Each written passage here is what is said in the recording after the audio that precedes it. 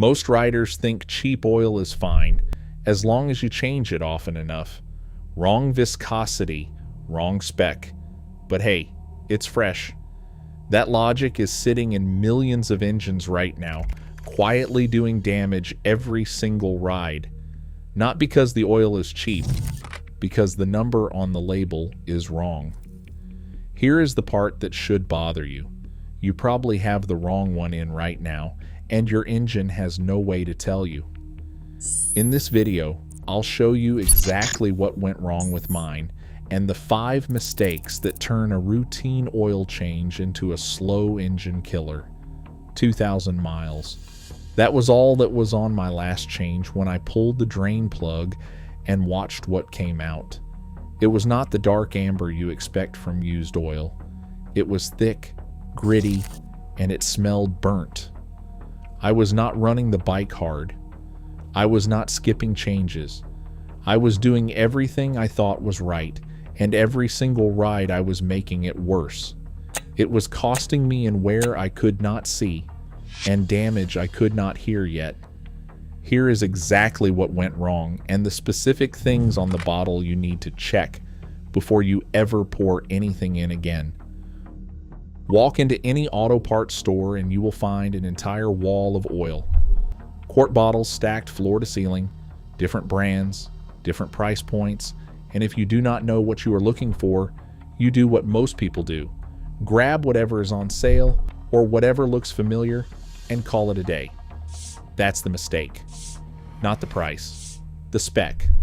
If you ride a motorcycle with a wet clutch, which covers the vast majority of bikes on the road, you need oil-rated JASOMA or JASOMA2.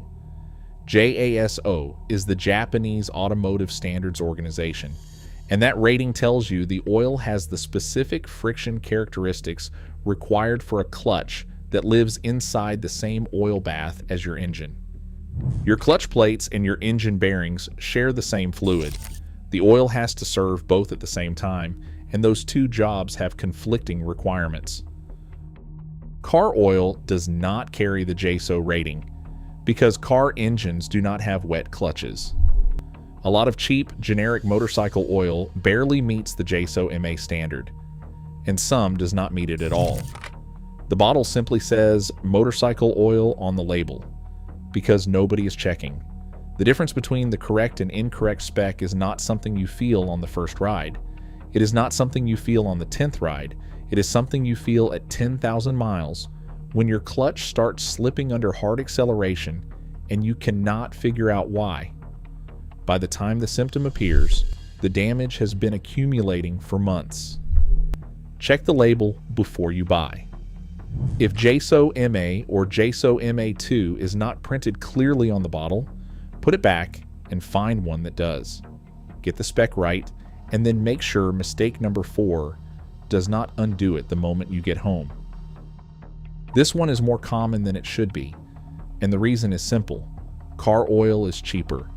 It is at every gas station and grocery store, and on the surface the numbers look identical. 10W40 is 10W40, right? Wrong. Car oil is formulated with friction modifiers. These are chemical additives specifically designed to reduce friction between moving metal surfaces, which is exactly what you want in a car engine where everything is separated and the goal is pure efficiency. But in a motorcycle with a wet clutch, those exact same friction modifiers coat the clutch plates and reduce the surface grip those plates need to lock together and transfer power cleanly to the rear wheel. The result is clutch slip. Not a dramatic slip you notice immediately. A gradual, progressive slip that gets worse every few hundred miles as the modifiers build up on the clutch material. I've seen clutch packs pulled out of bikes that looked like they had 40,000 miles of wear. The odometer said 8,000. The owner had been running full synthetic car oil the entire time because his mechanic friend told him it was fine, and it cost half as much per quart. He saved maybe $60 in oil costs over 3 years of ownership. He spent $400 on a full clutch rebuild and still could not understand why it happened. The oil looked clean. The engine ran fine. The clutch just slowly died and he had no idea until it was already gone. Use motorcycle-specific oil with a valid JSO MA or MA2 rating. Every time. No exceptions, no shortcuts, and do not rely on a friend who says it is fine. Even with the right specification in hand, you still have one more decision to make before you buy. It starts with looking at where you live and what season you are riding in. The numbers on the bottle, 10W40, 20W50, and 10W30, are not suggestions, and they are not marketing. They are engineering specifications that tell you precisely how that oil behaves across a temperature range. Most riders pick a viscosity once, usually whatever the shop put in during the first service, and then never think about it again, regardless of season, climate, or riding conditions. Here's what those numbers actually mean. The first number, the 10W or 20W, describes how the oil flows when the engine is cold. A lower number means thinner oil. It moves faster through cold passages and reaches critical components sooner. The second number describes how the oil holds its protective film at full operating temperature. Both matter, but they matter at different moments. Here's the part most people do not know. Most engine wear does not happen at highway speed under load. It happens in the first minutes after a cold start, before the oil has warmed up and fully coated every bearing surface. That window of cold, thick oil moving through tight clearances causes more cumulative wear than hours of normal riding. Run 20W50 in freezing winter temperatures, and you are running your engine on oil that moves like cold syrup through every one of those clearances until the temperature comes up. Every cold morning compounds the damage slightly. Over a full riding season, you have shaved measurable life off your engine for no reason other than not matching the number on the bottle to the temperature outside. Check your owner's manual. It will specify a viscosity range for different temperature conditions. Use it. If you ride year-round in a cold climate, run a lighter cold weight oil in winter. If you are in a hot climate running hard, a heavier operating temperature rating protects the film under load. It is a 5-second decision that pays back over the entire life of the engine. Fix the viscosity and then understand that the oil you just poured in, correct spec, correct grade, is already on a clock. The way most riders read that clock is quietly destroying an engine that should last 100,000 miles. If this is the kind of thing you want to know before it costs you, subscribe. I cover this every week, and I do not hold back. Synthetic oil is better. It handles heat more effectively, flows better at cold start, resists breakdown longer, and holds its viscosity across a wider temperature range than conventional oil. Every one of those things is true, and every one of them has been used to justify pushing oil changes further and further apart. That is where it goes wrong. Here's what the marketing does not tell you. Oil does not degrade purely by miles. It degrades by heat cycles. Every time your engine goes from cold to full operating temperature and back down again, the oil takes on stress. It absorbs microscopic metal particles shed by normal wear. It picks up combustion byproducts that blow past the piston rings. It absorbs moisture from condensation. It oxidizes slightly with each cycle. A commuter rider doing short 10-minute trips in stop-and-go traffic puts more heat cycles on their oil in 1,500 miles than a highway touring rider puts on in 4,000 miles. The miles are the same on the bottle. The condition of the oil is completely different. I have opened engines on bikes that were ridden hard, track days, and aggressive canyon riding, where the oil at 1,500 miles tested and looked like it had seen 6,000 miles. The miles were not the problem. The thermal load was. Follow the manufacturer's change interval. If your manual specifies 3,000 miles or 6 months, whichever comes first, that carries serious weight. It exists because the engineers who built your engine know that time and heat cycles matter as much as distance. Don't override it because you paid more per quart for synthetic. Get the interval right. Then realize that every single oil change you have ever done in your life may have left the worst of the old oil sitting right where it could do the most damage. 30 seconds. That's all it takes to undo everything else on this list. This is the one that got me.